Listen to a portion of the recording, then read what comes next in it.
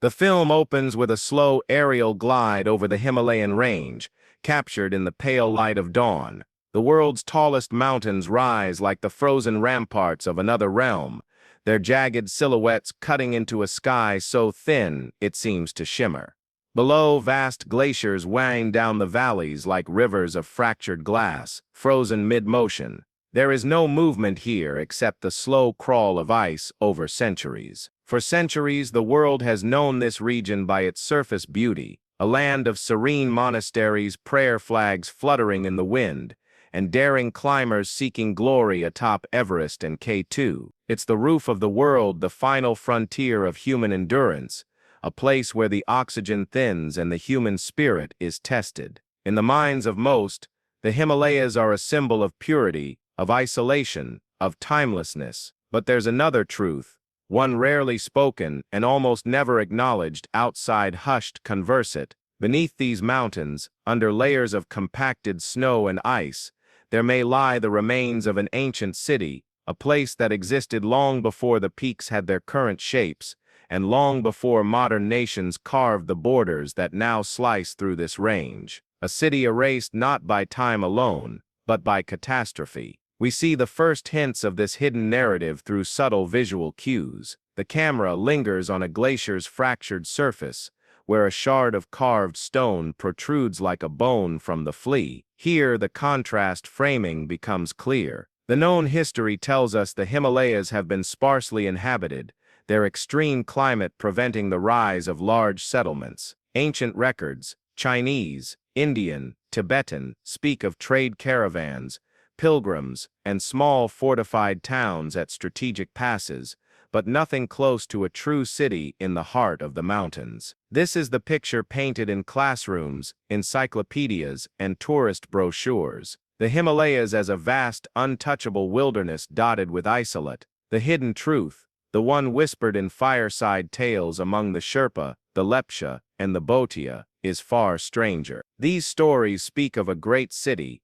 golden-roofed and ringed with stone walls, that once thrived high above the tree line. They speak of vast temples aligned to the stars, of streets paved in stone so polished that they reflected the moonlight. And then they speak of its end, a night when the mountains roared, the earth shook, and the snows came down like a living thing, swallowing the city. The opening sequence draws the viewer into this duality, alternating between present-day sweeping vistas and shadowy, almost dreamlike reconstructions of what might lie beneath. A frozen river becomes a glowing street in the imagination. The wind's howl becomes the echo of human voices. We begin to sense that what we see today is only the top layer of a much deeper story. To reinforce the scope of this mystery, the film cuts to archival footage, early 20th century explorers, trudging through deep snow, their heavy coats dusted with frost, their eyes scanning the landscape not for summits, but for signs of human architecture. The narrator hints that some of these explorers returned with sketches and artifacts they never dared publish. Others, the record shows, never returned at all. The tone of this opening section is deliberate and cinematic, a slow burn meant to let the audience's curiosity build.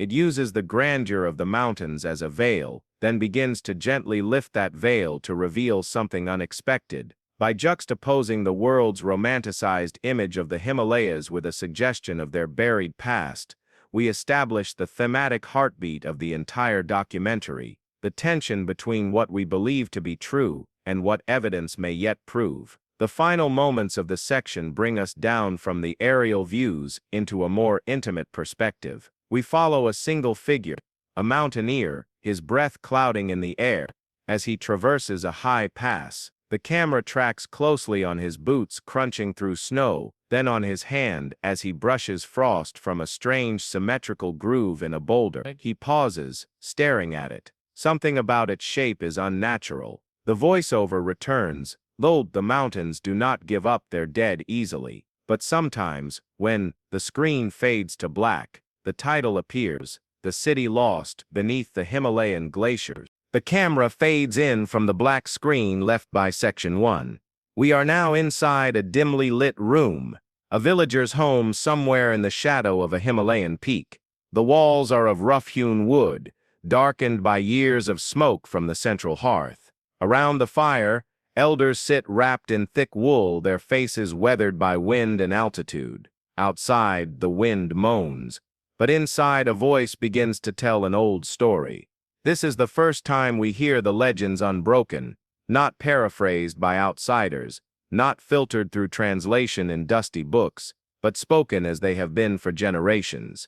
The elder tells of a time when the mountains were not so cruel, when the valleys were warmer and fertile, and when, high above the snow line, there was a city whose rooftops shone in the sunlight.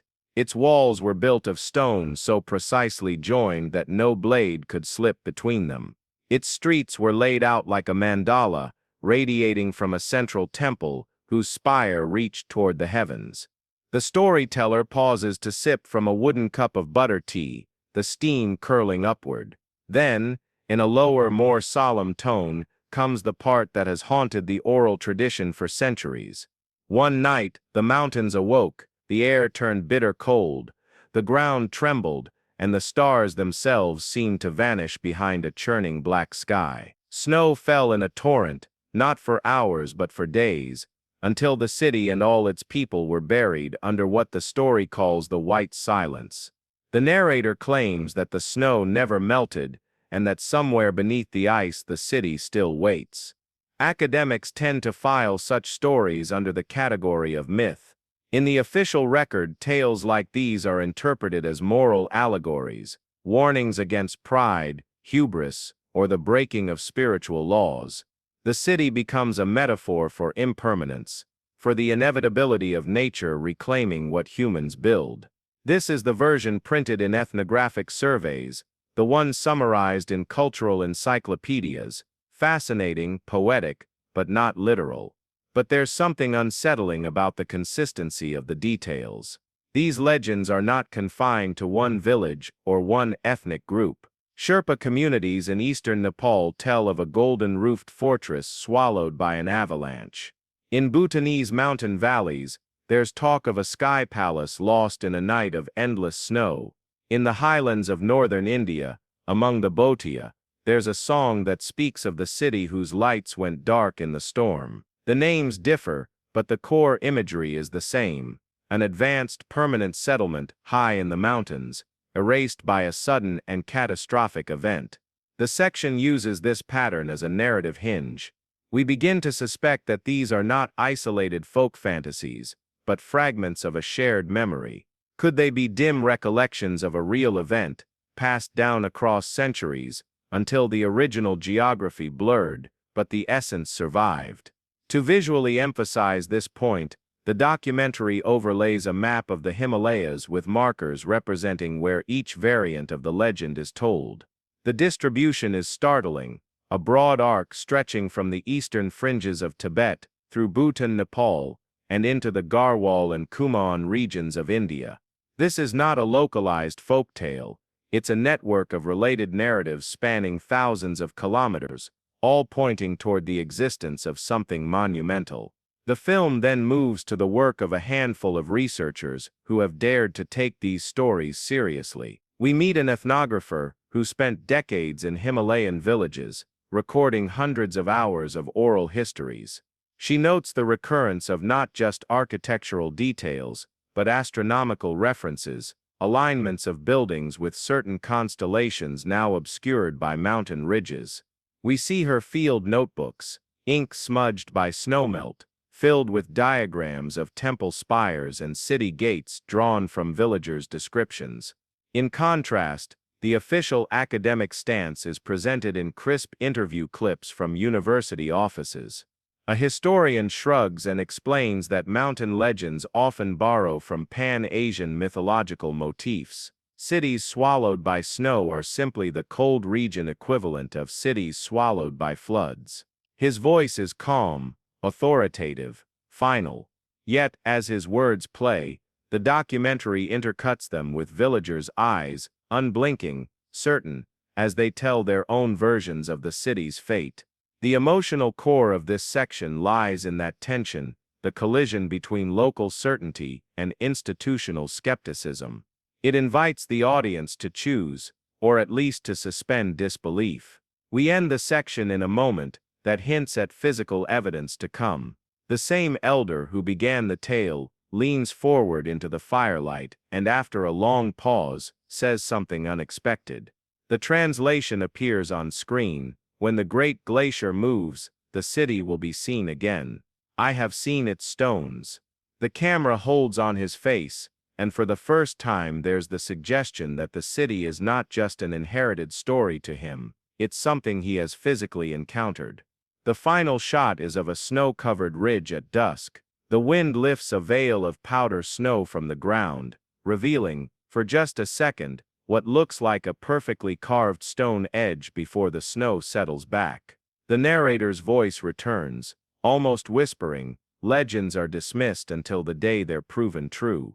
The transition from section 2 opens with the crackle of a phonograph, the needle scratching over a wax cylinder recording from the late 1800s.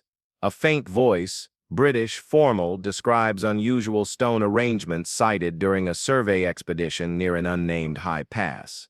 The sound fades, replaced by sepia-toned photographs of weather-beaten men in wool coats and leather boots, their faces etched with both frost and curiosity. The 19th century brought the first sustained wave of Western exploration into the high Himalayas. The British Raj, hungry for geographical intelligence and strategic mapping, dispatched survey teams into some of the harshest terrain on Earth. These expeditions were tasked with charting trade routes, mapping rivers, and identifying passes for military movement. Officially, they were about science and logistics. Unofficially, they were also about claiming the psychological high ground to be the first to know the Himalayas in the language of empire. It was during one of these surveys, somewhere between the borders of present-day Nepal and Tibet, that a small party reported stumbling across structures unlike any they had seen before. Official dispatches filed with the Survey of India mention nothing beyond shepherd shelters and seasonal enclosures. These descriptions are bland, almost deliberately forgettable, but tucked away in the private diaries of certain officers, now held in obscure archives, are far more evocative accounts. One such diary, written by Lieutenant Colonel Edward Harcourt, describes tiered platforms of cut stone too large for a man to climb in one stride, and doorways opening into the mountain itself, sealed by ice thicker than the length of a rifle. Harcourt sketches what appears to be a stepped structure, each level aligned at precise angles to the cardinal directions. There is no mention of shepherds. The documentary visually layers these sketches over modern satellite imagery of the same valleys, aligning Harcourt's rough drawings with faint geometric shadows visible in the ice. The match is uncanny. So why did this not become a sensation in Victorian Britain?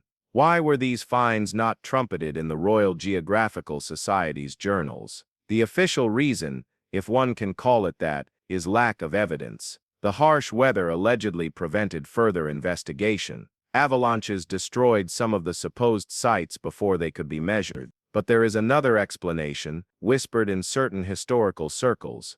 The British authorities feared that acknowledging a sophisticated ancient city in such an inaccessible region might fuel local legends and nationalist sentiment, exactly the kind of mythic fuel that could inspire rebellion against colonial rule. In other words, silence was safer. This section deepens the contrast framing. On one side we have the published sanitized reports, measurements of glacial speed, notes on yak grazing patterns, weather observations. On the other we have the suppressed and private accounts, stone temples iced over mid-collapse, fragments of statues whose faces were worn but still haunting, and in one entry, mention of a metallic sound when striking a buried object with a pickaxe. We also meet the first case of a Westerner who may have paid a price for pushing the story too far. Captain Roland Matthews, part of an 1892 mapping expedition, gave a public lecture in Calcutta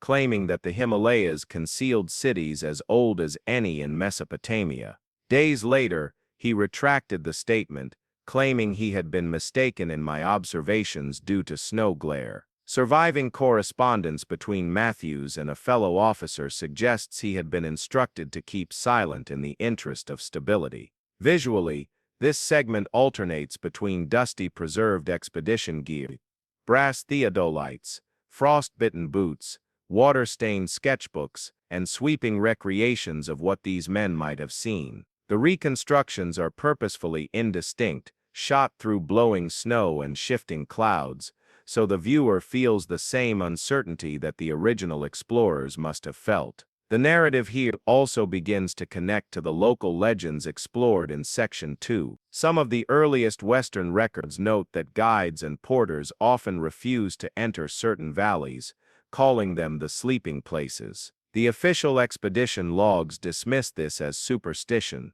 but the private accounts note that these were the same valleys where unusual stone formations were seen. By the close of the section, the viewer has a clear sense that Western awareness of the city is not a modern phenomenon. It began more than a century ago, in the Age of Empire. But what began as a trickle of whispered accounts was quickly dammed by institutional silence. We end with a slow zoom on a faded diary page, the ink just legible. If the ice were to melt here, I believe the world would be forced to rewrite much of what it thinks it knows. The voiceover drops into silence. The camera cuts to present-day footage of the same valley Harcourt described, now buried even deeper under ice. The sound of wind crescendos. The opening shot is stark and monochromatic, a close-up of ancient ice, blue-white and riddled with tiny air bubbles.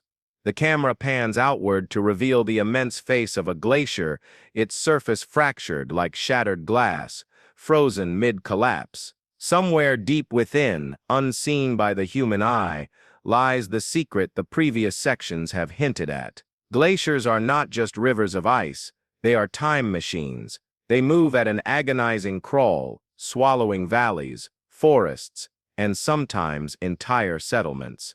Layer upon layer of snow compacts into ice, sealing away whatever lies beneath in an oxygen-starved deep freeze. For most of human history, anything claimed by the ice was considered lost forever. But modern science has revealed a strange paradox.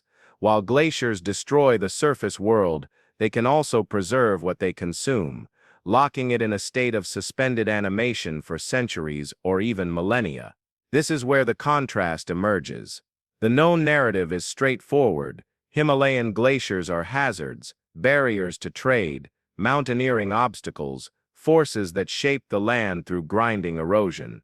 The hidden truth is that these same glaciers could be guardians, holding the remains of something extraordinary in perfect cold storage. We cut to an interview with a glaciologist standing in the shadow of the Khumbu Glacier. She explains how ice cores drilled from certain Himalayan glaciers contain volcanic ash from eruptions thousands of kilometers away, ancient pollen from vanished forests, even microscopic traces of human habitation. If such delicate particles can survive intact, what might have happened to something as substantial as stone walls or bronze statues? The narrative then takes us into the science of glacial movement. Using CGI, we see a vibrant green valley slowly overwhelmed by advancing ice. Over decades, the city at its center is gradually buried until only the tallest spires protrude above the snow. Over centuries, even those disappear.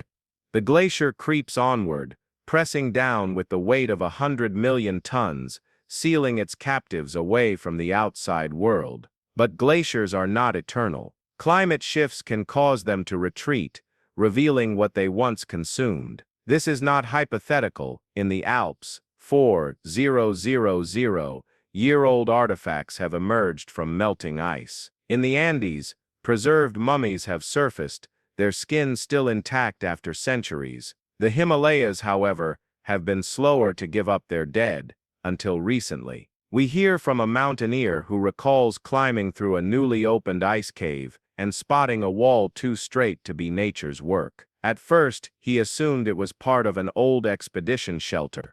But when he scraped away the frost, he saw faint carvings, geometric shapes in a style unfamiliar to local Buddhist iconography. He took photos, but by the time he returned the following year, the entrance had collapsed under new snow. This idea that the city beneath the glaciers might be preserved rather than obliterated reframes the stakes of the entire mystery. Instead of imagining ruins reduced to rubble, we start to picture structures intact, sealed like artifacts in a vault. If the right glacier were to recede just far enough, it could reveal a frozen city almost exactly as it was on the day disaster struck. The documentary also acknowledges the dangers of this process. Ice preservation is delicate. Exposure to air, sunlight, and meltwater can cause rapid decay. The moment a glacial artifact emerges, the clock starts ticking. This is why many scientists are anxious. They know that if the city is revealed suddenly, without preparation, much of it could be lost forever. As the section builds toward its close, we see a haunting juxtaposition, modern footage of glaciers calving and collapsing into meltwater streams, overlaid with archival explorer sketches from the 19th century. The ice that once concealed the mystery is now retreating, not slowly over centuries, but rapidly, within a human lifetime. What has been hidden for 1,000 years might soon be visible, but it may not survive long enough for careful study. The final shot is a drone descending into a narrow crevasse, the walls of ice glowing blue in the filtered sunlight. The camera stops just above a shadowy protrusion embedded in the ice, the unmistakable curve of a carved stone arch. The narrator's voice is low, deliberate. The glacier does not forget, it waits, and when it lets go, it tells the truth. The sequence opens on a panoramic view of the Himalayas at dawn. The light is soft, casting long shadows from jagged ridgelines across the snow. At first, the shot feels purely aesthetic, a celebration of mountain grandeur, but as the camera slowly rotates, a pattern begins to emerge. Peaks align in a near-perfect line toward the rising sun, their summits forming a subtle arc that seems too precise to be coincidence.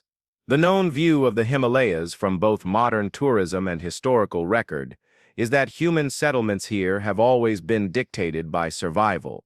Villages sit where there is water, shelter, and arable land, not where the mountains themselves tell them to. Archaeologists often dismiss claims of cosmic or symbolic placement in such harsh terrain as fanciful, the kind of myth-making that occurs when people romanticize ancient civilizations.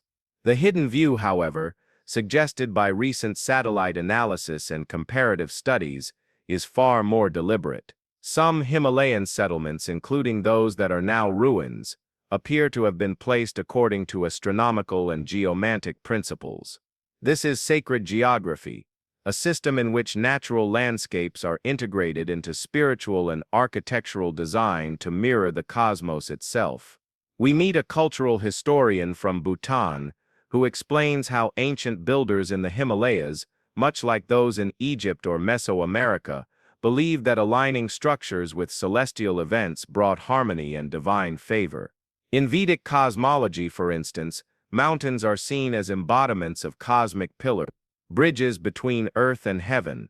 Building a city in the shadow of certain peaks could have been a deliberate act of cosmological symbolism. The documentary then moves into a striking visual sequence, overlays of ancient mandala designs on modern topographic maps of the region. The circular symmetry of these sacred diagrams matches, in a rough but unmistakable way, the arrangement of some surviving ruins and prominent peaks. These diagrams are not random art, they are architectural blueprints for spiritual order encoded in stone and landscape. One particularly compelling example comes from a cluster of ruins in the eastern Himalayas, where the placement of temples mirrors the constellation Orion as it appeared in the sky around 1500 BCE. To the untrained eye, the site is just a scattering of weather-worn stones. To those who know the star map, it is a deliberate reflection of the heavens on Earth. Could the lost city beneath the glaciers have been constructed according to such principles, its location chosen not for practicality, but for alignment with the stars? The contrast tightens here. Official archaeological surveys note these alignments as interesting coincidences, often attributing them to terrain constraints. The hidden truth, hinted at by a small circle of independent researchers, is that the probability of such repeated precision being accidental is statistically low. We also learn of ancient Tibetan and Nepalese manuscripts describing mountain mandalas, sacred landscapes, where every river bend, cliff face, and pass was part of a divine diagram. In some of these descriptions, the central jewel of the mandala, the most sacred point, corresponds to an area now buried under one of the most inaccessible glaciers in the range. The camera follows a team of researchers hiking toward a remote plateau. They stop at a weathered cairn, its stones marked with faint inscriptions barely visible under lichen. A specialist in ancient scripts kneels to examine them and finds that some are astronomical notations, records of solstice sunrises and moon phases. The implication is unsettling. If this cairn, miles from any modern habitation, contains precise celestial data, what larger structure might once have stood nearby? Visually, the sequence is rich with contrasts, the chaotic jaggedness of the mountains versus the geometric perfection of star charts. The suggestion grows that the lost city was not randomly built where it was found, but placed at the very heart of a vast cosmic diagram, a deliberate act that imbued it with both symbolic and strategic significance. In the final minutes of the section, the narration turns contemplative. If the city was positioned according to sacred geography, then its builders were not merely survivors of a harsh climate, but master planners who saw themselves as co-creators with the universe. Such a placement would also make sense of its vulnerability. Sacred alignments often require exposed, elevated sites, which could explain why the city was so dramatically claimed by the glaciers. The last shot is a pullback from the plateau into the sky, revealing the sweeping mandala-like arrangement of peaks, rivers, and ridges. A faint glowing overlay traces the geometry, then fades, leaving only the raw landscape. The voiceover lingered. Perhaps the city was never just in the mountains, perhaps it was part of them, a point in a greater pattern, written in stone and starlight. The screen fades in from the sweeping mandala imagery of Section 5 to the chaos of a monsoon storm. Sheets of rain hammer against corrugated tin roofs.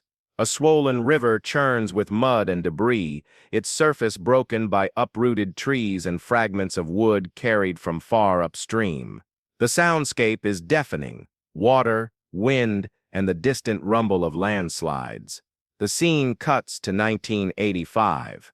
In a remote Himalayan town in northern India, villagers comb through the wreckage after a devastating summer flood.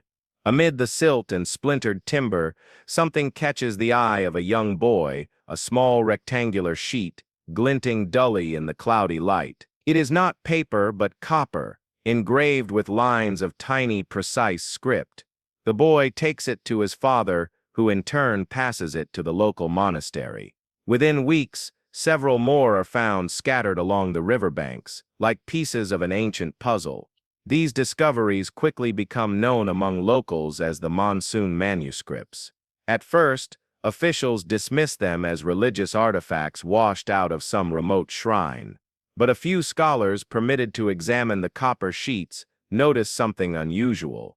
The script is archaic, a variant of Gupta Brahmi that had largely vanished by the 7th century CE. Yet the metallurgy tells another story. We meet Dr. Priya Venkatesan, a metallurgist who in the 1990s was invited to perform a compositional analysis on a fragment from one of these copper sheets. She explains how the alloy contains a ratio of tin and arsenic unusual for medieval India, but strikingly similar to early metallurgical practices from over 2,000 years ago. Moreover, the engravings are not sutras or mantras as one might expect, but appear to be part of a ledger, a detailed inventory listing goods, quantities, and what could be interpreted as place names. The known interpretation in official museum catalogs is bland and non-committal. Copper prayer sheets of uncertain date, likely devotional in nature.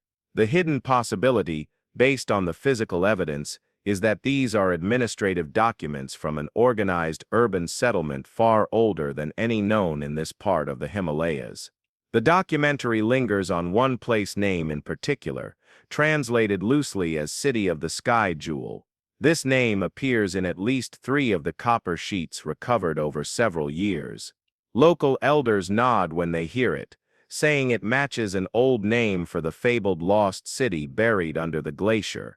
A tension builds between the academic and the folkloric worlds. Officially, the copper sheets are locked away in museum vaults, accessible only to approved researchers. Unofficially, high-resolution photographs of a few pieces have circulated among a small network of independent historians and treasure hunters, fueling speculation that the monsoon manuscripts are direct evidence of the lost city's existence. We follow the story of one such independent researcher, a linguist from Kathmandu named Dorje Lama. Dorje, fascinated by the manuscripts, spent years tracing the likely origin point of the floodwaters that carried them. His journey leads to a glacier-fed tributary that emerges from a narrow canyon, a place long considered taboo by nearby villagers. They refuse to go near it, claiming that the white demon sleeps there. Dorje's theory: the copper sheets came from structures entombed within the glacier, structures that have begun to release their contents as meltwater increases each monsoon season. The visual style of this section shifts between archival 1980s flood footage, close-up macro shots of the engraved copper sheets, and sweeping shots of modern-day glacial melt channels, narrow torrents of icy water rushing down from hidden sources deep within the ice. The editing draws an unspoken line between the manuscripts in the mud and the ancient city above, buried but not silent. At this point, the film introduces the skeptical counterpoint, a museum curator in Delhi, who insists that the monsoon manuscripts are likely devotional plates carried by pilgrims, and that their metallurgical artifacts of environmental contamination. But as she speaks, the screen splits to show a metallurgical lab's spectral analysis readouts, with timelines far older than the curator's assertion. The contrast is deliberate, an institutional voice versus the quiet, stubborn facts of science. We also learn of a tantalizing side note: among the engravings are repeated symbols that do not correspond to known Indian scripts. They appear at the start and end of certain entries, almost like seals or glyphs. Some linguists speculate they could represent clan or guild marks. Others wonder if they are remnants of a writing system older than Brahmi, carried forward into later documents as a kind of ancestral signature. The section reaches its emotional peak with a reenactment. In the dim light of a monastery archive, a monk unrolls a protective cloth to reveal one of the copper sheets. He runs his fingers lightly over the grooves, then murmurs a prayer, not for the artifact itself, but for those who wrote it. His words, translated on screen, are striking. Their voices are in the metal. The river carries them, but the mountain keeps their home. We close with Dorje Lama, standing on a ridge above the taboo canyon. The roar of the glacier-fed river below is deafening. He points toward the ice wall at the canyon's head and says, "If the ice breaks there, the city will come down with the water." His voice is half awe, half warning. The narrator closes the section: the monsoon manuscripts may be the city's first whisper in centuries, a voice carried on the flood, telling us it is still there, waiting.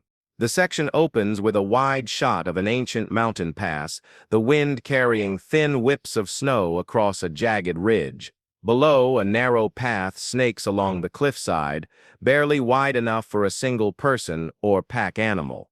The camera follows it as it disappears into a cloud bank, the sound of wind blending into the echo of hooves. The known history of the Himalayas tells us these passes were treacherous side routes, dangerous detours for small caravans moving salt, wool, or tea between valleys. They were never thought to be the lifelines of major cities.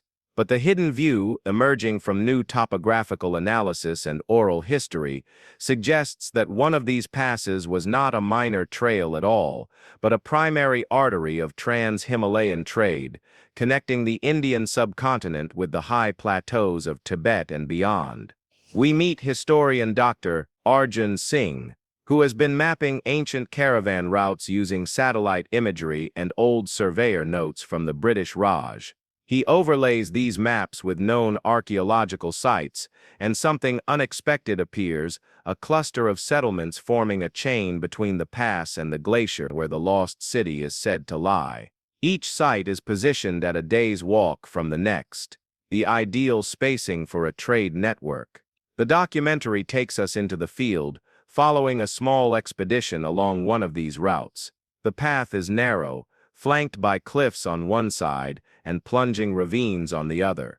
At intervals we come across low stone walls, the remains of caravanserais, roadside inns where travelers could rest and trade. Some walls are built from stone blocks so heavy that moving them in this terrain seems impossible without sophisticated knowledge of leverage and labor organization. Local oral traditions describe this route not just as a road, but as a river of life, a term that takes on deeper meaning when we learn what was being carried along it. Archival research reveals that traders here moved far more than salt and grain. There are references to turquoise, coral, medicinal herbs, and even silk, implying that the route was part of a much larger trans-Asian exchange system. The contrast emerges sharply. If this was merely a remote trail, how did it carry such high-value goods? The hidden truth could be that the lost city beneath the glaciers was a hub along this artery, strategically positioned where several trade routes converged. From there, caravans could move south into the fertile valleys of India or north across the Tibetan plateau toward the Silk Road. We follow the team to a windswept plateau where Dr. Singh points out a faint depression in the earth, barely visible unless you know what to look for. Excavations here in the early 2000s uncovered pottery shards of two distinct styles, one typical of Himalayan highland communities, the other unmistakably from Central Asia. This is physical proof of cultural exchange, the kind that happens only at crossroads of major trade. The visual storytelling here alternates between sweeping drone shots of the high-altitude route and intimate close-ups of traders' relics, worn leather saddle straps, fragments of woven textiles, beads made from shells found hundreds of miles away. The cumulative effect is a slow realization. This was not isolation, but connection. We meet Sering, a yak herder whose family has lived in the region for generations. He explains that his grandfather used to tell stories of a stone city that sat like a jewel in the mountains, where traders from far-off lands would exchange goods without speaking the same language. A place where hand gestures and weights on a scale were enough to strike deals. The city, he says, was where the sky and the earth made trade. The section then introduces a surprising piece of modern evidence, a declassified Cold War-era reconnaissance photo. In it, near the glacier's edge, faint geometric shapes are visible, the outlines of structures too regular to be natural. At the time, the image was dismissed as an artifact of snow shadows. But when compared with caravan route maps, the location aligns exactly with where the high-altitude artery would have terminated. We also explore the practical logic of such a placement. In high-altitude trading cultures, the last stop before a dangerous pass was often fortified, serving as both a market and a refuge. If the lost city was such a place, it would explain its wealth, its cultural diversity, and why its destruction would have sent ripples far beyond the mountains. In the final minutes, the narration draws the parallel between the city's possible economic role and its vulnerability. Being at the heart of a trade artery made it wealthy, but also exposed it to geopolitical and environmental threats. If a glacier surge or climate shift blocked the pass, the artery would collapse, and so would the city it fed. The last shot of the section is haunting. The camera moves along the crumbling stones of an ancient way station, then tilts upward to reveal the glacier looming in the distance. The wind howls through the empty pass as the narrator says, "This was not the end of the road, it was the heart of it, and somewhere under that ice, the heart still beats, waiting for the snow to melt." The screen fades in from the frozen pass of Section 7 to an aerial shot of a massive glacier, its surface streaked with dark bands of rock and sediment. The sheer size is overwhelming, a frozen river creeping down the mountainside with the slow inevitability of time itself. The narration begins. The glacier has always been here, but the city beneath it has not. The known history of Himalayan glaciers is one of slow advance and retreat over millennia, their movements measured in generations. Geological surveys record ice flows creeping just meters a year. That slow pace makes the official explanation for the city's disappearance, if it ever existed, simple: it was never there, and the ice has always been empty. But hidden in local histories, and hinted at by recent glaciological studies, is a more dramatic possibility, a sudden violent surge that could have buried an entire settlement within days. We meet Dr. Mina Rawal, a glaciologist who has been studying ice cores from this region. In her laboratory, she points to a section of ice marked by an unusually thick, dark band. Carbon dating places this band around the 14th century. The debris trapped within, splinters of worked wood, grains of charred wheat, and fragments of human bone, tell a chilling story. This was not a gradual burial. Something catastrophic happened here. The documentary uses computer-generated animation to reconstruct what such an event might have looked like. The city, nestled at the foot of the glacier, is shown in warm sunlight, bustling with traders. Then the sky darkens. Weeks of unseasonal snowfall load the glacier's upper reaches. A sudden heat spike sends meltwater rushing beneath the ice, lubricating its base. Without warning, the glacier surges forward at incredible speed, crushing everything in its path. The animation is punctuated by the sound of splintering timber and deep, resonant cracks as ice walls collapse. Local legends preserve this moment not as geology, but as divine retribution. In one version, the city's rulers grew arrogant, refusing shelter to wandering monks. In another, a sacred shrine was desecrated by foreign traders. The mountain, angered, sent down the white demon to consume the city. The contrast is stark. Where science sees ice dynamics, culture remembers moral judgment. We then explore other catastrophic possibilities: glacial lake outburst floods geolofts. Archival drone footage shows a high-altitude lake dammed by ice. Dr. Rawal explains that when such a dam fails, due to melting, landslides, or seismic activity, the release is explosive. Water, boulders, and ice chunks cascade down valley, obliterating anything in their way. Satellite mapping reveals a fan-shaped deposit downstream from the glacier, rich in silt and stone, consistent with the footprint of a massive outburst flood centuries ago. But the real twist comes when we learn about ice-locked cavities. As the glacier surged or expanded, it may have trapped pockets of air and debris from the city inside. In some rare cases, such ice mummies, perfectly preserved plants, animals, and even humans have been recovered from similar environments. If any part of the lost city remains frozen within, it could hold the most pristine archaeological record imaginable. The visual language shifts to deep blue ice caves, filmed by mountaineer cavers who risked entry through dangerous melt tunnels. Their headlamps sweep across frozen walls embedded with shards of pottery and wooden beams, discoveries made just in the past decade, though not yet fully analyzed. Official statements are vague, citing natural debris carried by glacial movement. But the footage shows deliberate joinery marks on the wood and painted designs on the pottery, evidence that suggests human origin. From here we introduce a tantalizing archival note. In 1924, a British surveyor named Thomas Hargreaves recorded seeing rectilinear forms within the glacier during a warm summer thaw. His report, buried in the archives of the Survey of India, was never followed up, dismissed as an optical illusion. Now, with modern imaging, those forms look eerily similar to buried walls and buildings. The section's tension escalates as we cut between scientific modeling, folklore accounts, and rare footage from inside the ice. The rhythm of editing builds a sense of inevitability. The glacier is moving again. With climate change accelerating melt rates, every year more debris emerges from the ice's snout. Some pieces are as small as broken roof tiles, others are massive squared stones, clearly shaped by human hands. The emotional turning point comes in a reenactment of the city's final hour, blending scientific hypotheses with oral tradition. Children run through narrow lanes as the ground begins to tremble.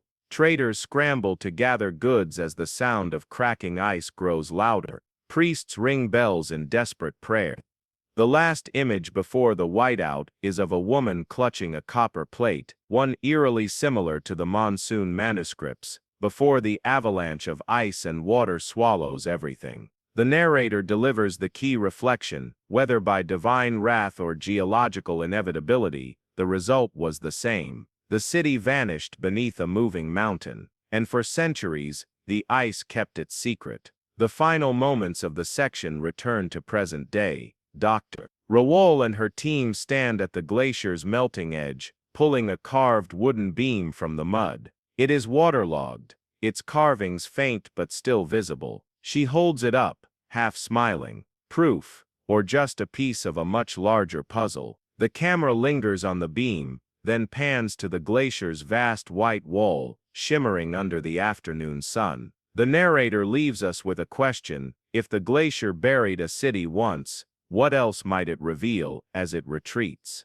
The screen opens on a dimly lit corridor lined with shelves of dusty folders. A single light flickers overhead. The sound of a creaking hinge as a heavy locked cabinet swings open. Inside, stacks of yellow documents tied with fading string. The narrator's voice is low, conspiratorial. When ice conceals the truth, we look to paper, but some pages are not meant to be read. The known history of the Himalayan region is well documented in colonial-era survey reports, trade ledgers, and monastery records.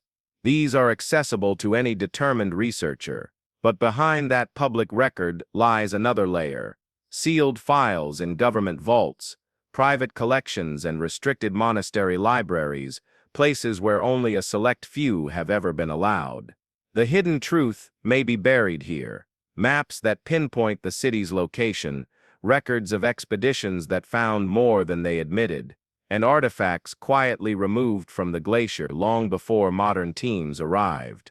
We follow investigative historian Kavita Sharma into the archives of the Survey of India in Dehradun. She shows us a ledger stamped classified from 1957. Inside are references to glacial debris field, Upper Arun Valley, along with sketches of structures partially exposed during an unusually warm summer. The sketches match no known settlement in the region. The final note in the file reads simply: area restricted, further entry prohibited without Defense Ministry clearance. Cut to a candlelit room deep inside a monastery. Monks in crimson robes turn the pages of a massive cloth-bound book. It is written in a script few outside the order can read. A translation, shared reluctantly, speaks of a sky gate city swallowed by the cold serpent, a poetic description of ice flow. But this account contains exact distances and landmarks that could pinpoint the city's position if overlaid on a modern map. The abbot refuses to allow a copy to be made. Some places are lost for a reason, he says quietly. From here we move to the British Library in London, where a researcher uncovers letters from mountaineer Charles Evelyn. In 1936, Evelyn led a Himalayan climbing expedition that detoured to investigate native tales of a frozen city. His letter to his sponsor describes walls of stone squared and joined without mortar. Emerging from beneath translucent ice, the letter's last lines are unsettling. We are not the first to see it, but I fear those who came before took more than just memories. The documentary then turns to modern government secrecy. We speak to an anonymous source within a Himalayan border security agency, voice disguised, face in shadow. He claims that multiple unauthorized expeditions to the glacier have been intercepted, some involving foreign archaeologists, others high-net-worth collectors.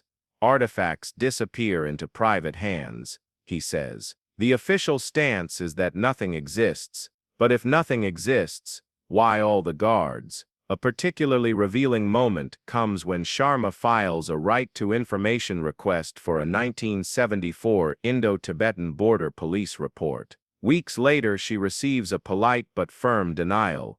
The file contains sensitive information pertaining to national security. The denial itself becomes a clue. Why would a decades-old glacial survey be a matter of national security unless it involved something far more valuable than ice? We also learn about ghost catalogs, internal museum records of artifacts not on public display. Through a sympathetic curator, the crew is shown a carved stone panel stored in a back room, catalogued simply as provenance uncertain, Himalayan origin. Its style is unique, blending Tibetan iconography with Central Asian motifs, exactly the kind of hybrid art one might expect from a cosmopolitan trade hub lost to the ice. The contrast crystallizes here.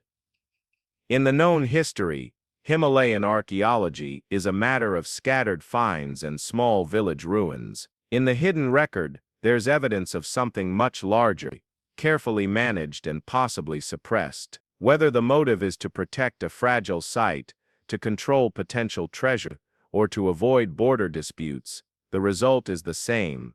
The world remains in the dark. The section builds toward a moment of visual intrigue.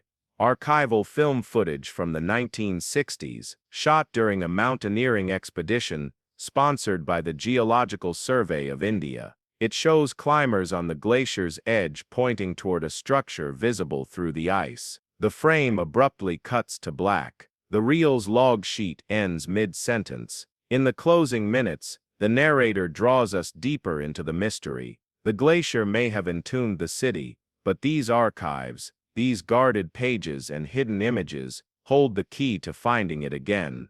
Yet every door we open leads to another that is locked. We end with Sharma sliding a rolled hand-drawn map onto a table. The camera zooms in to reveal a red X, marked dangerously close to the glacier's center. This, she says, is where the stories, the maps, and the debris align. And it's exactly where no one is allowed to go. The screen opens on an extreme close-up of parchment, its fibers coarse, its surface cracked with age. Ink lines snake across it, forming valleys, rivers, and peaks. But at the center, unlike any known Himalayan map, is an intricate icon, a walled city drawn in miniature, encircled by jagged shapes clearly meant to represent glaciers. The narrator whispers, "Some maps show the way, others show what should never be found." The known geography of the high Himalayas is charted through centuries of painstaking surveys, from Tibetan traders' route sketches to the precision of modern satellite mapping. Every pass, every valley, has its place. In this context, a map depicting an entire settlement where no record places one is an anomaly. Officially, such a place never existed. Yet this single sheet, drawn in a blend of Tibetan script and Persian cartographic style, insists otherwise. We meet our guide into this enigma, Dr. Nima Dorji, a cartographic historian at the University of Delhi. She explains that the map surfaced in the private estate of a late art dealer in Kathmandu, whose collection included Himalayan scrolls, manuscripts, and trade documents. The dealer had never displayed it publicly. It was discovered in a sealed bamboo tube after his death in 2014. The map's ink has been carbon dated to the early 15th century, and the paper, made from Himalayan Lokta fiber, matches the period. The documentary's camera hovers over the map as Dorji points out landmarks: a river labeled the Serpent's Tongue, a series of mountain peaks that correspond uncannily to the current Kangri cluster, and finally, a glacier drawn as a massive white mass pressing against the city's walls. The annotations speak of the Gate of Frozen Light, a name that appears nowhere else in Himalayan literature. But the hidden truth behind the map's journey is more intriguing. Through interviews with the dealer's surviving relatives, we learn it was smuggled out of Tibet in the 1950s, during a period of political upheaval. The courier was a merchant whose caravan had once crossed the glacier, and who claimed to have seen stone towers half buried in ice. He traded the map for safe passage and never returned to the mountains. From here we pivot to forensic analysis. The map's ink contains traces of lapis lazuli pigment, rare and expensive in the 1400s, likely imported from Afghanistan. This suggests the city was not a minor outpost but a wealthy, well-connected hub, wealthy enough to commission such a detailed and costly chart. The implication is staggering. Whoever drew it wanted future generations to find this city, even if it was already gone. The next sequence is shot like a heist film. Dorji carefully overlays the map on modern satellite images of the region. Several features line up with alarming accuracy: a river bend, a cliff shaped like a crescent, and a now retreated glacier, whose snout matches the drawn outline. At the center of this alignment is a rocky mound, currently buried under snow most of the year. The mound lies within a heavily restricted military zone. Here the tension spikes. An anonymous former surveyor claims he was part of a 1980s mapping mission in the area. His memory is vague but chilling. "We saw something on the ice, straight lines too perfect for nature. When we filed our report, those pages disappeared. Our orders were to move on." The map's presence in Kathmandu did not remain secret for long. Within months of its discovery, two unidentified buyers offered to purchase it for sums exceeding $1 million.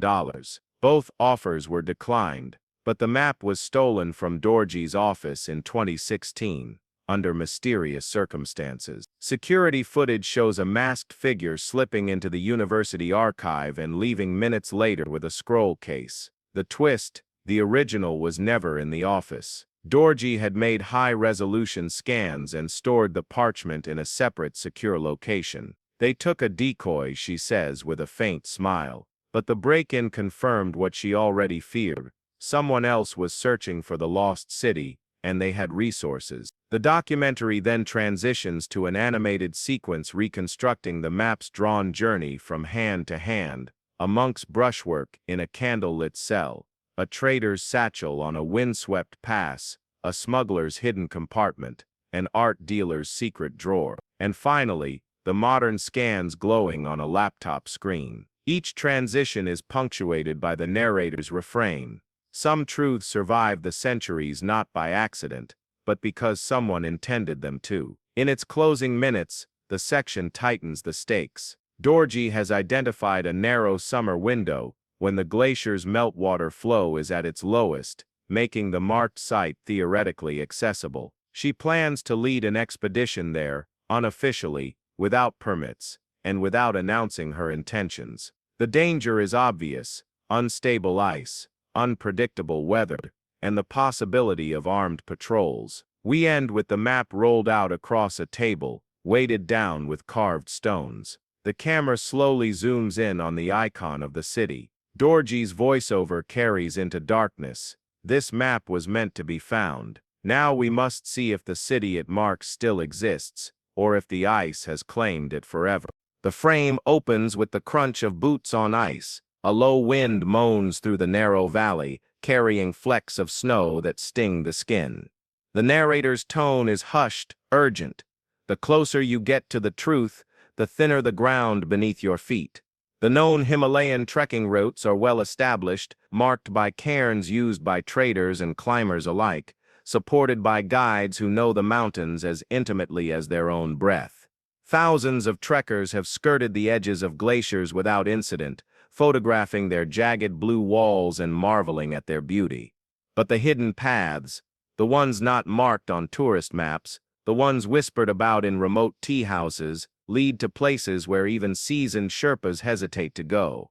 Dr. Nima Dorji's team departs from a remote village 2 days' hike from the glacier. Supplies are split between yaks and human porters. The plan is to reach the glacier's terminus under cover of twilight, to avoid attention from patrols in the restricted zone. The first day is deceptively calm. Alpine meadows, prayer flags fluttering in the wind, distant peaks glowing in the sun. But as they climb higher, the terrain changes. Grass gives way to rock, rock gives way to ice. The camera lingers on the glacier itself when it first comes into view.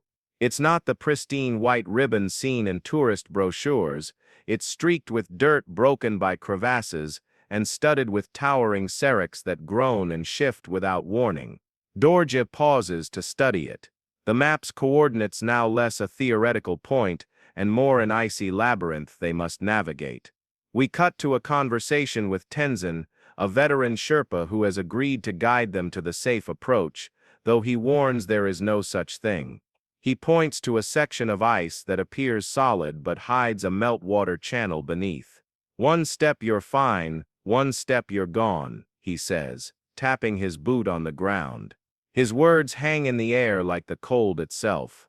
The first night on the glacier's edge is sleepless. The ice cracks and booms in the darkness, deep resonant sounds that echo like distant thunder. The wind picks up, carrying snow that drifts against the tents. In the dim light of dawn, the team moves forward in single file, roped together, crampons biting into the hard surface. The camera captures close-ups of their breath condensing in the frigid air, of ice axes anchoring into glittering walls.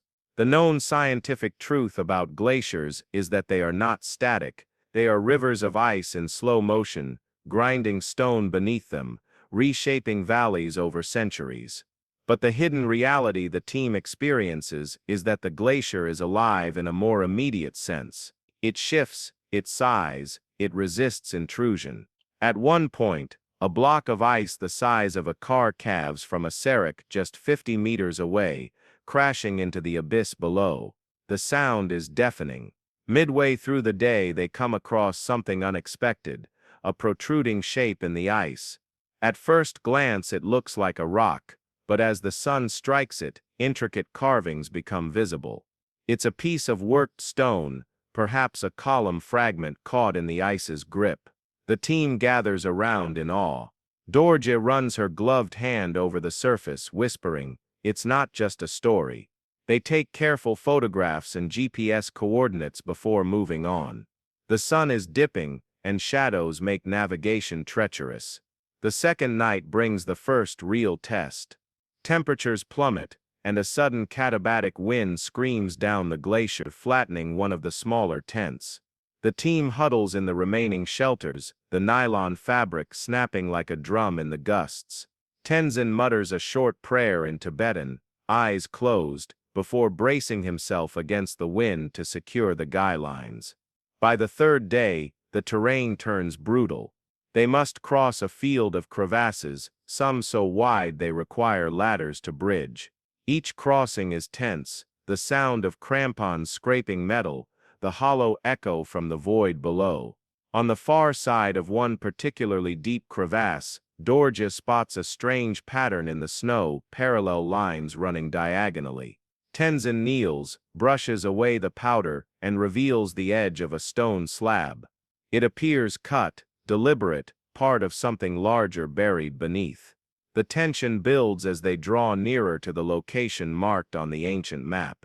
The GPS indicates they are within 500 meters. The glacier surface here is fractured into chaotic ridges and hollows, forcing them to zigzag and double back repeatedly. Visibility drops as a sudden fog rolls in, and the temperature plunges further. In the whiteout, it's easy to become disoriented. Tenzin leads them to a sheltered alcove in the ice, where they can wait out the worst of it. Here, with the wind howling outside, the crew shares a moment of quiet reflection. Dorje examines the map again under the weak beam of a headlamp. The coordinates align perfectly with their current position. "We are standing at the edge of something no one has seen in centuries," she says, her voice trembling slightly. "Tomorrow we find out if it's still here." The section closes with a slow aerial drone shot, captured during a rare break in the weather, sweeping over the glacier's jagged surface. The camera pulls back to reveal just how isolated they are.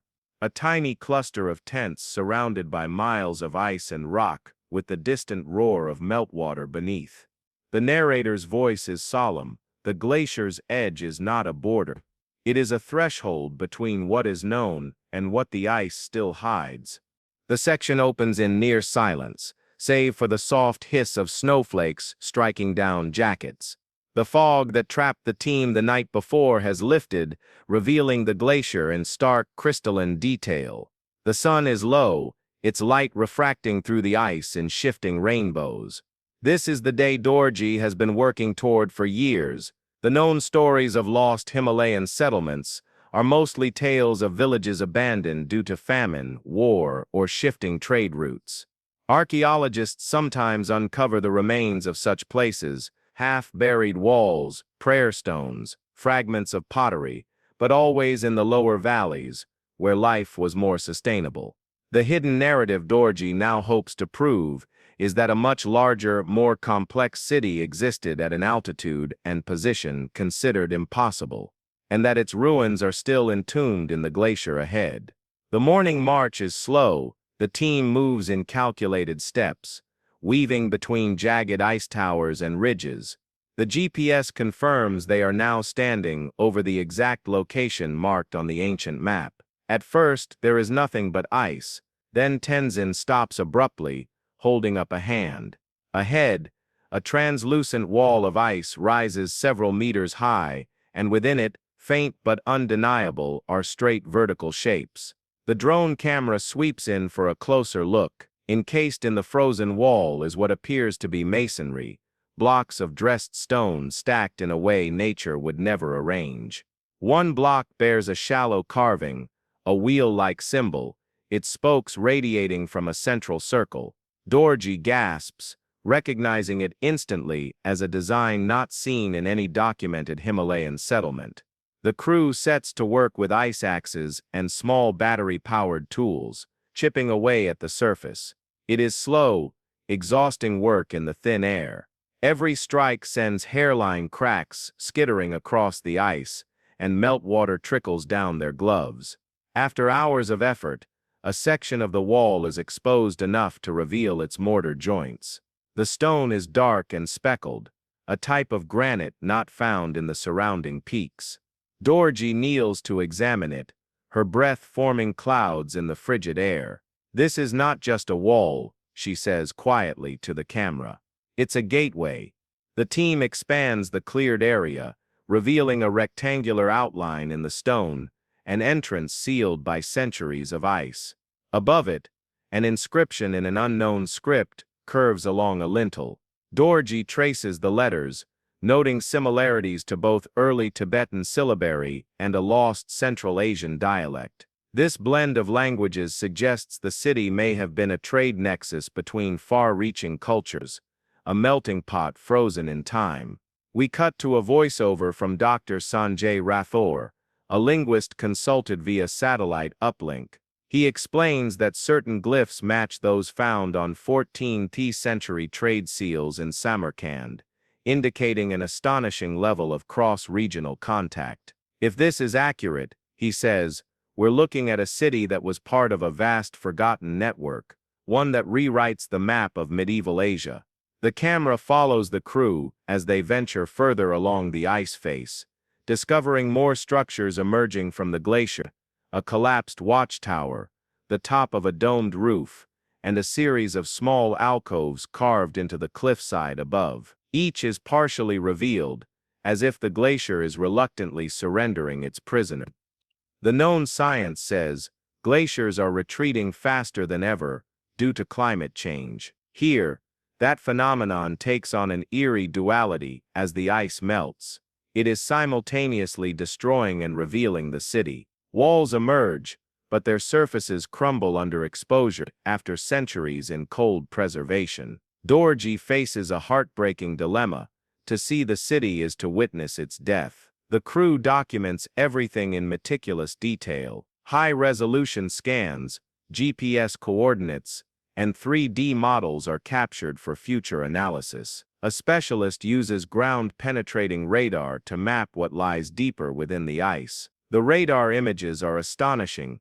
Geometric patterns stretch for hundreds of meters beneath them. Streets, courtyards, and what appears to be a central plaza. One of the most striking finds comes late in the day, when the sun strikes the ice at the perfect angle. Inside a massive blue wall, a silhouette emerges, the unmistakable outline of a human figure carved in stone. It is larger than life, standing nearly 3 meters tall, with hands clasped over its chest. The style is unlike Buddhist statuary, yet it exudes a solemn guardian-like presence. The crew nicknames it the Sentinel. Dorji suspects the Sentinel marked the entrance to a sacred district, or perhaps the city's council hall. Whatever its original purpose, it now stands as a silent witness to the centuries, watching from behind its frozen veil. The narrator leans into the image's haunting power.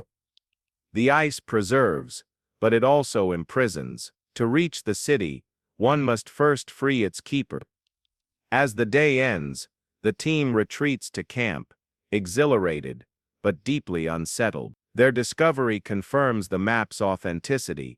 The city existed, and parts of it remain intact. But with night falling and temperatures plummeting, they know they cannot risk further excavation without proper equipment and safety measures. In a fireside interview, Dorji voices her internal conflict. "We've found what we came for.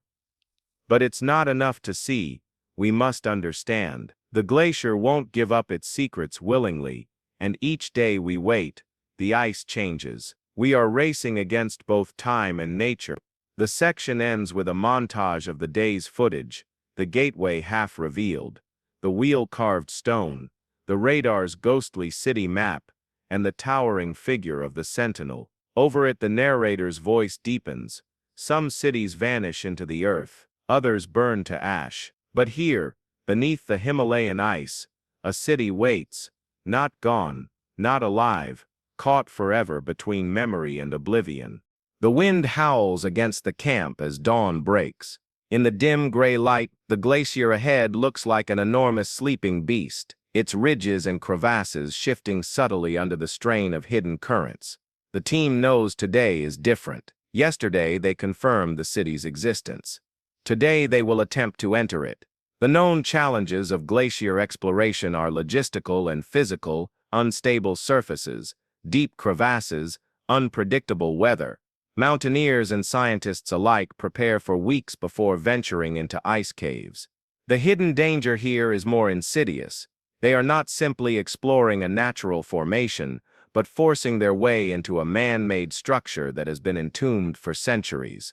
The ice has warped and shifted around it. Any wrong move could cause collapses, flooding, or the permanent sealing of the passage.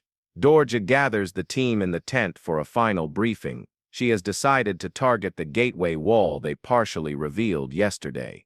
Overnight they studied the radar images, which suggest a narrow corridor leading inward from that point, descending toward what might be the central plaza.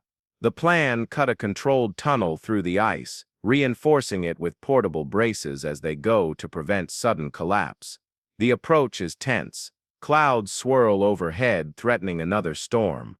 The temperature hovers well below freezing, but the sun occasionally bursts through, sending glittering waves across the ice. At the site, they resume chipping away at the gateway, but this time with heavier tools, heated drills, ice saws, and compact melt lances that use boiling water to soften the ice without cracking it. Within hours, they break through. A shaft of pale blue light pours into the void beyond, illuminating a passage that drops steeply downward. The floor is a mixture of frozen silt and jagged ice, and the walls are clearly carved stone, smoothed by ancient hands. The air inside is still, heavy, and startlingly cold. Dorja goes first, clipped to a safety line. Her boots crunch on the frozen ground as she takes in the details, faint carvings along the wall, places where the original plaster still clings, stained ochre from pigments that must have once been vivid. Behind her, Tenzin and 2 others carry lighting rigs, bathing the corridor in a ghostly white glow. The deeper they go, the more the ice reasserts itself. Thick curtains hang from the ceiling, frozen mid-drip. In places the floor rises into slick mounds where meltwater has refrozen. Every step is deliberate, every handhold tested. The sound of their breathing fills the silence, mingling with the occasional groan of the glacier shifting overhead. After 50 meters, the passage opens into a chamber. The ice has retreated just enough to reveal most of the room's architecture, stone pillars rising to a vaulted ceiling, their bases buried in frost.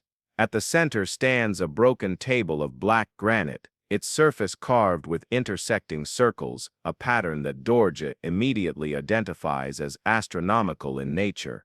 She runs her gloved fingers along the grooves, tracing what might be alignments for solstices or eclipses. On one wall, partially obscured by ice, is a mural. It depicts a cityscape unlike any known Himalayan settlement, tiered buildings, broad streets, and towering statues, one of which matches the sentinel outside. Above the city is a swirling white mass descending from the mountains, engulfing the streets. Dorje's voice trembles. They recorded their own destruction. The mural is both a warning and a clue. If the white mass is a glacier surge, it suggests the city was overtaken suddenly, not abandoned gradually. This would explain why so many structures remain intact. The inhabitants likely had no time to dismantle or burn them. From here, the team pushes deeper, following a second corridor that slopes downward. The ice thickens again, forcing them to hack and melt their way forward. At one point, they must crawl on hands and knees through a narrow gap where the glacier has pressed the walls together.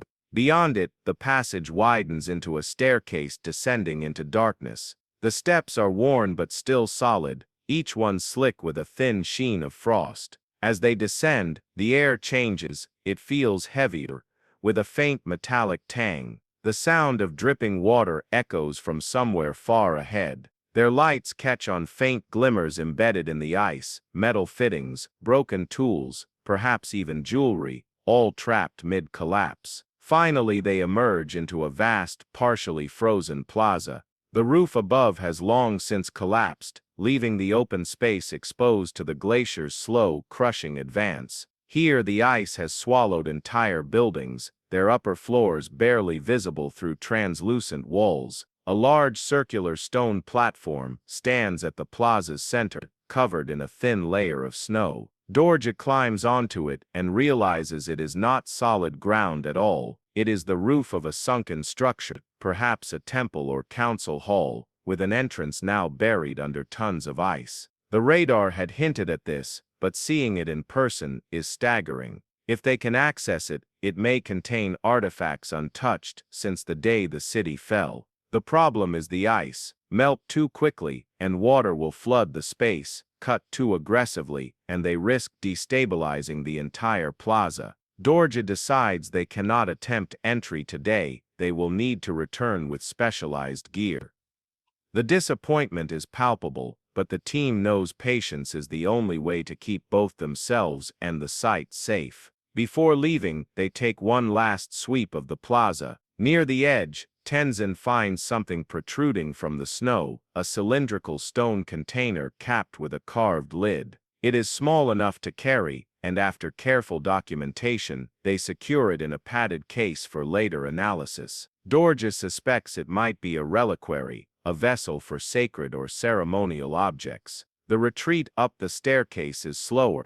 Fatigue has set in, and the glacier's groans feel louder now, more insistent. The wind outside has risen, howling through the entrance like a warning. By the time they emerge into the open, the sky is a wall of gray, and snow is already beginning to fall. Back at camp, the team gathers around the heater as Dorje reviews the day's footage. Her eyes keep returning to the mural, the swirling white mass consuming the city. They knew this would happen, she murmured.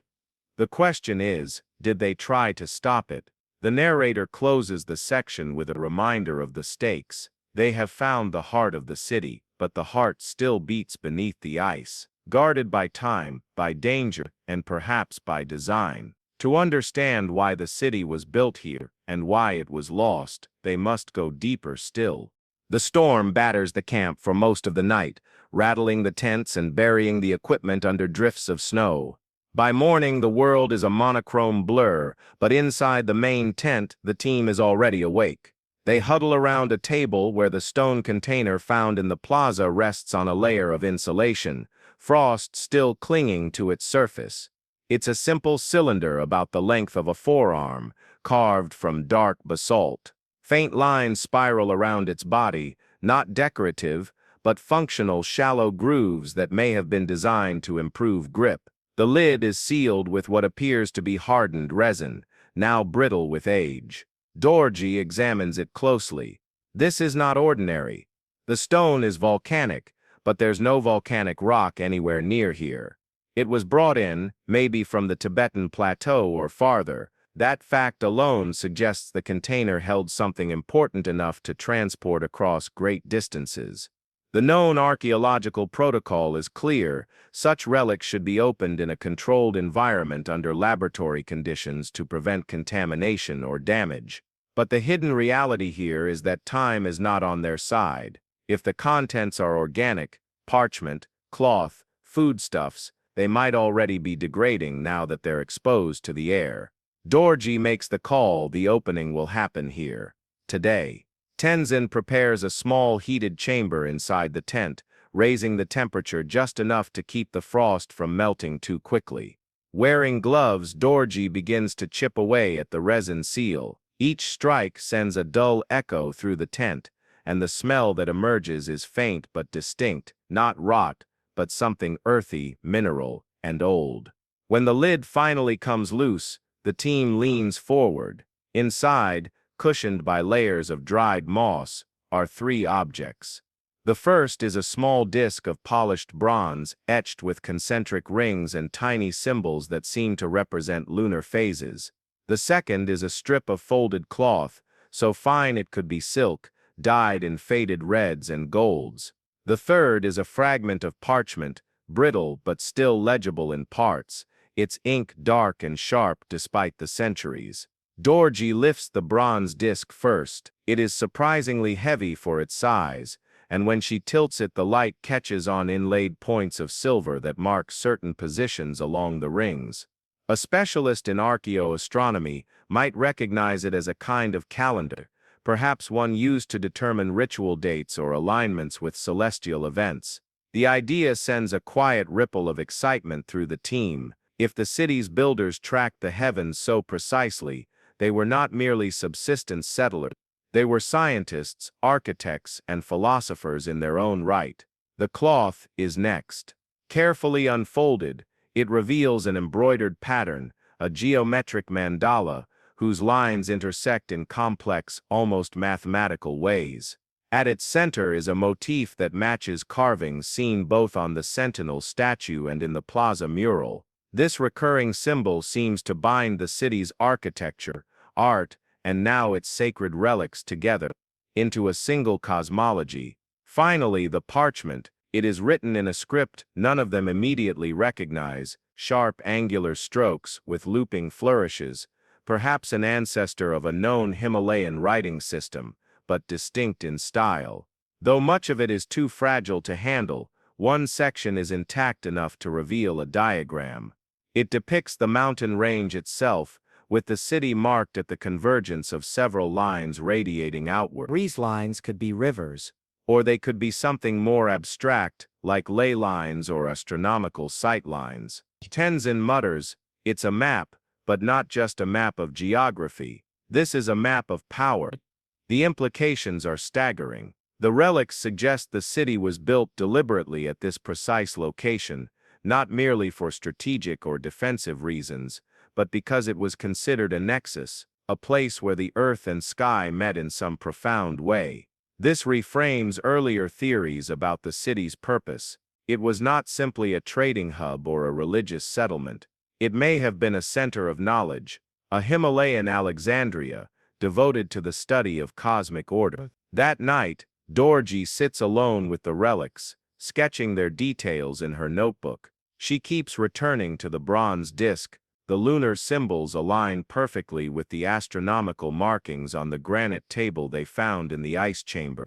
If the two were used together, they might have allowed the city's priests or astronomers to predict eclipses, solstices, or even rare alignments. In an age before modern science, such predictive power would have been indistinguishable from magic. The next morning, the storm finally clears, revealing a landscape transformed by fresh snow. The team prepares to return to the plaza, their goal now clear to find the sunken structure beneath the central platform. If the relics were found in an outlying part of the city, what might lie in its ceremonial heart? The trek back is slower due to the snow, but when they arrive the plaza is almost pristine. The previous day's footprints are gone, erased by the storm. The circular platform stands as they left it, but the air feels heavier, more oppressive. Perhaps it's the knowledge that they are about to breach a place untouched for centuries. Work begins at the edge of the platform. They use the melt lances to soften the ice in narrow vertical channels, creating space for manual removal of the heavier chunks. The sound is a rhythmic hiss punctuated by the occasional crack of shifting frost. After hours of labor, a narrow opening appears, not into the hall itself, but into a sloping corridor leading downward. The walls here are carved with reliefs, depicting processions of robed figures carrying discs and scrolls, all converging toward a central structure that glows with stylized light. The imagery is unmistakable. They are looking at a depiction of the temple they now approach. The corridor is treacherous, with ice forming jagged ridges across the floor. The deeper they go, the less snow there is, replaced entirely by walls of deep blue ice pressing inward from both sides. In some places, the ice has shattered decorative elements from the walls, embedding fragments of stone and plaster in its frozen grip. At last they reach the threshold. The entrance to the hall is framed by two towering pillars, each carved with the same mandala motif from the cloth. Beyond them lies a vast chamber, its ceiling lost in darkness, its floor covered by a thick layer of frost. The air is still, and the silence is absolute, the kind of silence that feels like it's listening. Dorji steps forward, her breath visible in the cold air. This, she whispers, is the heart of the city. The narrator's voice returns, low and deliberate. They had come in search of a legend. What they found was not only the truth of the city's existence, but a glimpse into its mind, a mind that saw the heavens as a mirror of the earth, and the earth as a mirror of the heavens. In the frozen temple ahead, the last secrets of the builders await, but so too do the reasons for their fall. The first step into the frozen temple feels like crossing a threshold between worlds. The air is sharper, almost metallic on the tongue, and there's a strange pressure in the ears, as if the chamber exists in its own pocket of atmosphere. Their lights sweep across the frost-covered floor, illuminating rows of stone tiles beneath a thin layer of ice. Each tile is carved with a different sigil, hundreds of them, no two alike. Tenzin kneels and presses a gloved hand to one of the carvings. These aren't random. This is a language, or a code. Dorji crouches beside him, tracing the grooves with her eyes. The shapes are unlike the script on the parchment they found, but they carry the same mathematical precision. This is not ornamental, it's structural, as if the builders embedded meaning directly into the architecture. As they advance, the chamber reveals itself in fragments. Along the side walls, alcoves are set at regular intervals, each holding what at first appear to be statues. But when Dorji's light lingers, the details become unsettlingly organic. These are not sculpted figures, they are human forms preserved in the ice. The first one they examine is a man in a long robe, his head bowed, hands clasped around a small bronze disc identical to the one from the relic container. His hair is still visible under a thin frost, and the folds of his robe are so intact it's as if he froze in place yesterday. But his eyes, what little is visible through the translucent ice, seem open, staring at something unseen. The team moves cautiously between the alcoves. Some of the figures are men, others women, a few are children. All are posed as if in prayer or ritual. All hold an object, discs, scrolls, crystal-like rods, and all face toward the far end of the hall. That end remains shrouded in shadow. The frost thickens on the floor as they approach, crunching underfoot like glass shards. The temperature drops sharply, and their breath becomes dense clouds. Dorji calls for a brief halt to adjust the lighting. When the beams converge, they reveal a structure dominating the far wall, a raised dais flanked by two massive carved pillars, and between them a set of steps leading down. The steps vanish into darkness, but the edges are lined with more figures, frozen mid-step, descending into whatever lies below. This is no ordinary temple, it is a gateway to something deeper. They descend slowly, their footsteps echoing in the hollow space. The walls here are rougher, less decorated, but the ice becomes clearer, purer, as if it has been undisturbed for centuries. Dorji notices faint markings, not carved but painted, along the walls. The pigment has faded almost to invisibility, yet under the LED light patterns emerge, spirals, stars, and a motif of concentric circles radiating outward from a central point. This isn't just art, she says. It's a diagram, maybe of the cosmos, or maybe of this place itself. At the base of the stairs, the corridor widens into a second chamber. The air here is laden with a faint scent of mineral salts. In the center stands a monolithic slab of black stone, its surface mirror smooth, despite the cold. Around it, in a perfect circle, are more preserved figures. But unlike the others, these show signs of distress, hands raised, mouths open, postures twisted, as if reacting to something sudden. It is here that the tension shifts from awe to unease. If the upper hall suggested devotion, this space suggests disruption, an interruption of whatever ritual or purpose had brought them together. Tenzin circles the slab. Look at the floor, he says. The tiles here form a precise radial pattern converging on the slab. At each intersection of the pattern, a shallow depression holds traces of a crystalline residue, now long dried. Dorji takes a sample, noting its faint luminescence under light. Theories emerge in hushed voices. Could this have been an astronomical device, a ritual altar, or something else entirely? Something that required both the alignment of the heavens and the presence of specific individuals. The concentric designs, the preserved relics, the precision of the city's layout, all point toward a civilization obsessed with cycles and alignments, and perhaps dependent on them. As they continue exploring, the catacombs' side passages branch away from the main chamber. In one, they find a series of shallow niches, each containing clay jars sealed with resin. Inside, the jars hold a powdery substance, crushed minerals, dried herbs, and something that tests later as partially organic. In another passage, they encounter a collapsed section where the ice has sheared away part of the wall, revealing an embedded framework of interlocking stone blocks unlike any construction seen in the region. But the most disturbing find comes near the deepest part of the catacombs. In a narrow side chamber, tucked away as if intentionally hidden, they discover a cluster of figures unlike the others. Are not posed in ritual stances nor preserved with the same serenity. They are collapsed, tangled together, faces twisted in unmistakable fear. Some have their hands raised as if shielding themselves. Others clutch objects that appear to have been torn from their grasp. Dorji studies their expressions for a long moment. Whatever happened here, it wasn't just the cold. They knew something was coming. The narrator's voice cuts in, weaving the known with the hidden. In the histories we are taught, cities fall to conquest, famine, or the slow decay of time. But here, beneath the glaciers, is evidence of something stranger. A moment frozen in terror, preserved as perfectly as the stone they worshipped. The question is not only what destroyed them, but why they gathered here to face it. By now the psychological weight of the catacombs is pressing on everyone.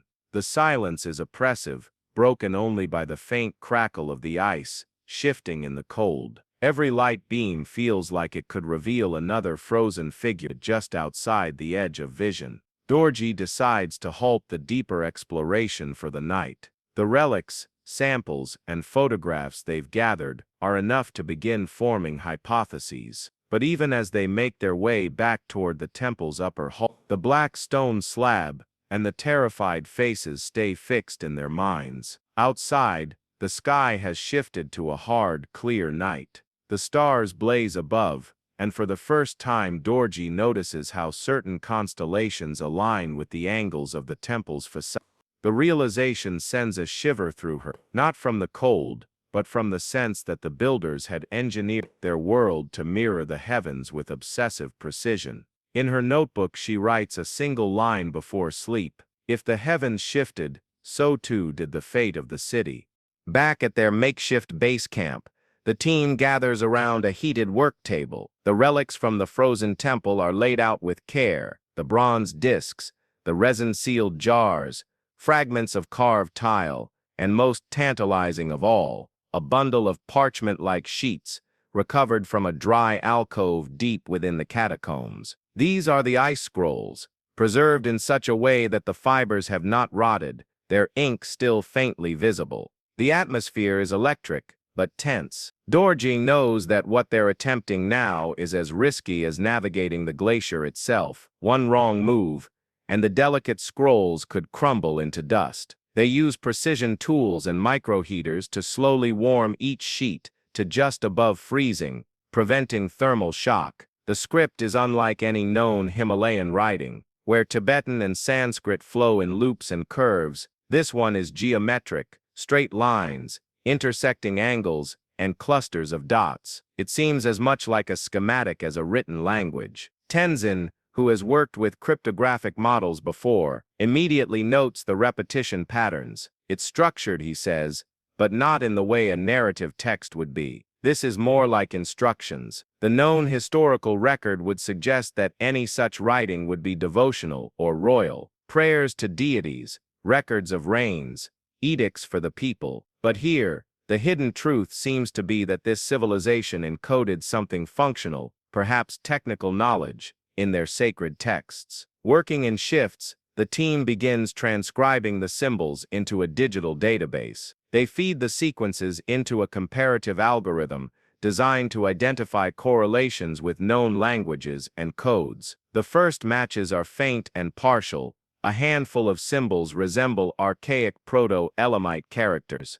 Others echo early Chinese oracle bone script. This makes no historical sense. The geographical and cultural distances are enormous. Yet here they are, coexisting on a frozen scroll high in the Himalayas. Dorji's theory is bold. These people weren't isolated. They were a node in a much larger network, a network that predated what we think of as history. But the mystery deepens when the algorithm flags a symbol cluster recurring exactly every 27 lines on each scroll. When visualized, these clusters form a pattern eerily similar to the spiral star diagrams painted on the catacomb walls. The implication is unsettling. These scrolls might not just be religious or technical. They could be calendars, or even navigational charts, but not for land. Here the documentary cuts to an astronomer brought in for consultation. Using a simulation of the sky as it would have appeared thousands of years ago,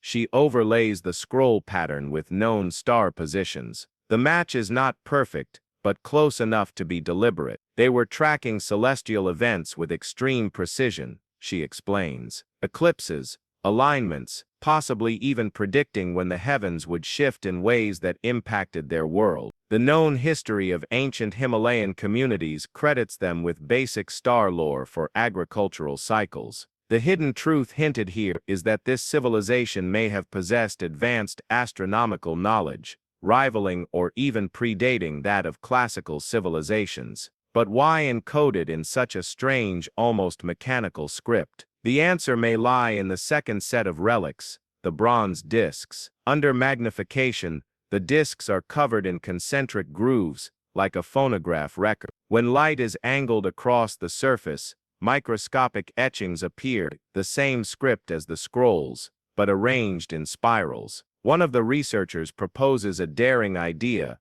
What if these discs were meant to store the scroll data in a different medium, one that could be read mechanically? Could this be a kind of double archive, one for human eyes, one for a device. The thought lingers in the air. If these people had the means to mechanically reproduce or store information, that pushes them into a realm of technology historians have never ascribed to ancient Himalayan cultures. To test the theory, they use a high-resolution laser scanner to create a 3D model of one disk. Running the spiral grooves through a signal mapping program produces an unexpected result, a faint but coherent pattern of tones, rising and falling in pitch. It's not speech, but it's not random either. The pattern repeats in intervals that match the star calendar encoded in the scrolls. This is the moment where the narrative tilts from archaeology into something stranger. The discs, it seems, were not just visual records, but acoustic ones, devices that could translate astronomical cycles into sound. Dorji listens to the reconstructed audio, a series of haunting tones, each sustained for several seconds, separated by soft percussive clicks. The sound is alien yet hypnotic, like music slowed to the point of becoming geological. They were turning the sky into sound, Dorji says quietly, not just watching it, listening to it. The implications are staggering. Were these sounds part of a ritual, a way of marking time, or could they have been signals intended for someone or something beyond the city itself? As the team works through the night, piecing together more of the code, it becomes clear that the scrolls and discs are two halves of the same system. The scrolls contain the precise astronomical data. The discs translate that data into a sequence of tones. Together they could form a communication, but the recipient remains a mystery. In the closing minutes of this section, the documentary lingers on close-ups of the scroll symbols, the disc grooves, the frozen figures in the temple holding those discs in their hands. The narrator's voice is low, deliberate. The builders of the lost city beneath the glaciers saw the heavens not as a passive backdrop but as a language, a code written in light and shadow. They read it, they recorded it, and perhaps they answered it. What they were answering remains the most dangerous question of all. The mountain wind howls through the ruined arches as the camera fades up from black. For a moment, the lost city feels alive again. Torchlight flickering, drums echoing against ice, robed figures gathered beneath the vaulted ceiling of the great hall. Above them, a dome painted in deep lapis blue mirrors the night sky, its constellations aligned exactly with the real heavens beyond the glacier. The known history of high Himalayan civilizations treats celestial events as markers for planting, migration, or festivals. They were watchers of the sky, observers, not manipulators. But what the ice scrolls and bronze discs now reveal suggests something far more audacious. This city believed it could interact with the cosmos, that the patterns of stars were not fixed backdrops but part of a living, responsive system. The scroll's recurring spiral symbol matches a rare astronomical event, the alignment of three bright stars near the zenith, a phenomenon that occurs roughly every 512 years. The city's founding date, as estimated from the site's earliest layers, aligns almost exactly with the last occurrence.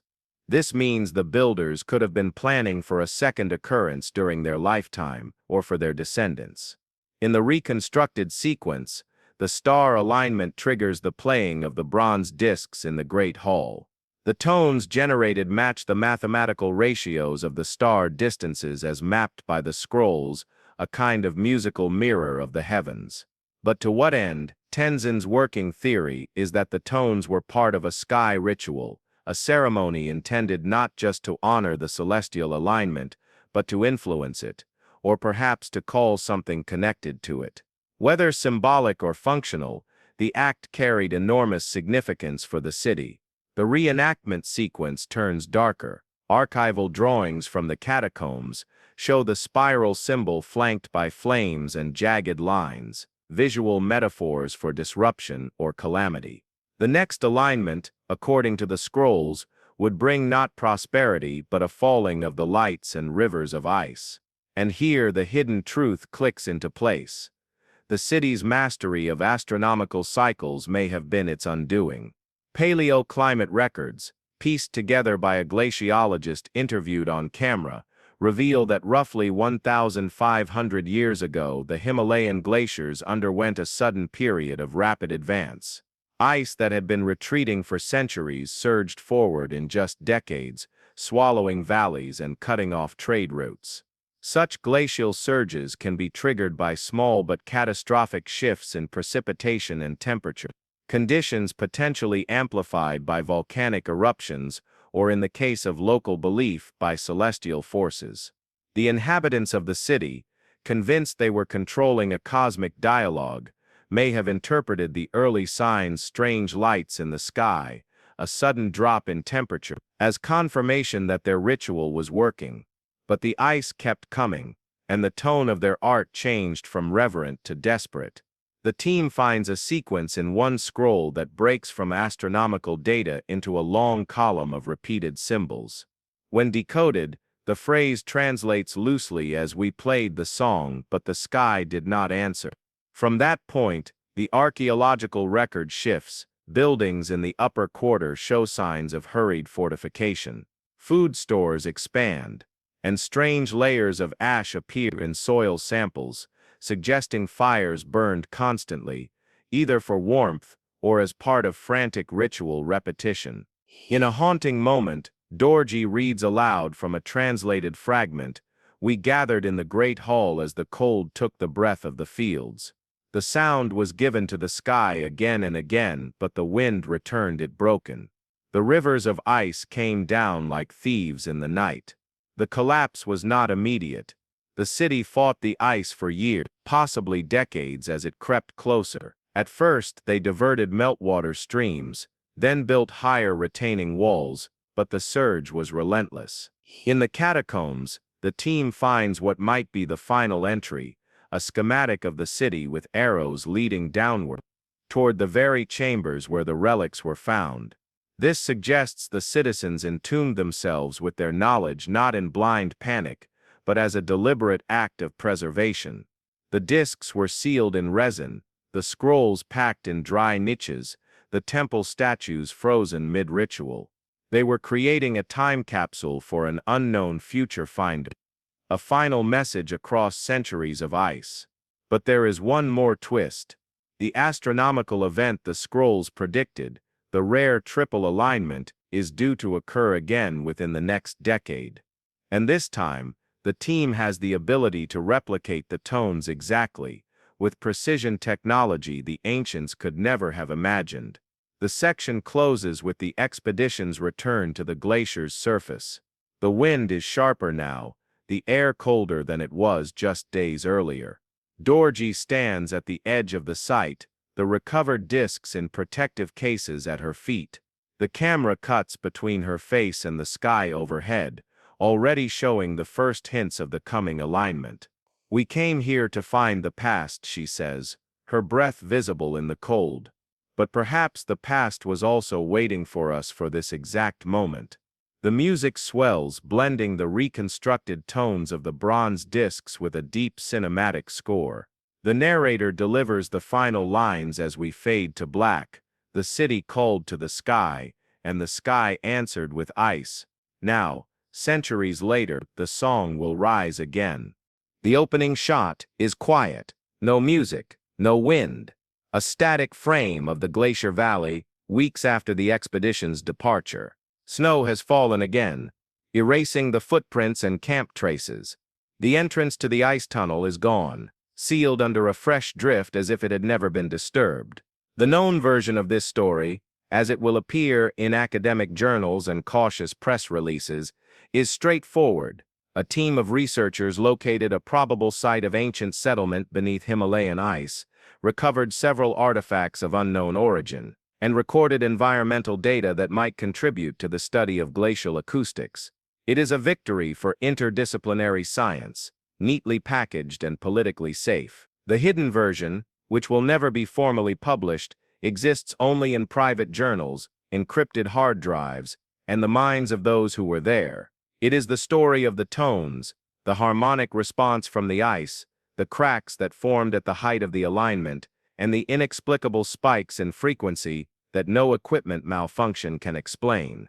We see Dorji months later, back at her university office.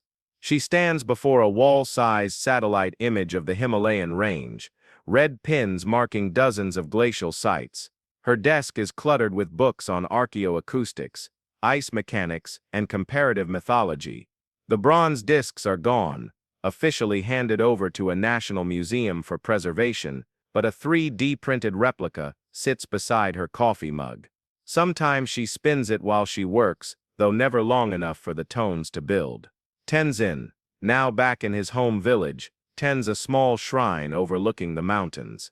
The talisman given to Dorji in the final moments of the expedition now hangs inside it, its carved symbols catching the morning light. He does not speak often of the journey, but when he does his words are careful. We touched something old, and something old touched back. Arjun, the sound engineer, has been quietly experimenting with the recordings.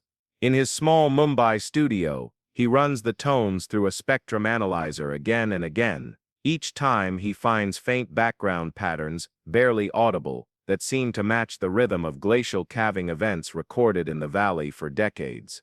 The idea is absurd, unprovable, but he has stopped calling them coincidences. We cut to a series of atmospheric shots, the glacier under moonlight, the star alignment slowly drifting apart over the weeks, meltwater channels frozen mid-flow. The narrator's voice returns, measured but heavy with implication. The ancients may not have feared the sky itself, but what the sky awakened. Their city was built where earth, ice, and heaven met, a place of immense beauty and immense risk. And when the ice moved, it moved with the finality of a god.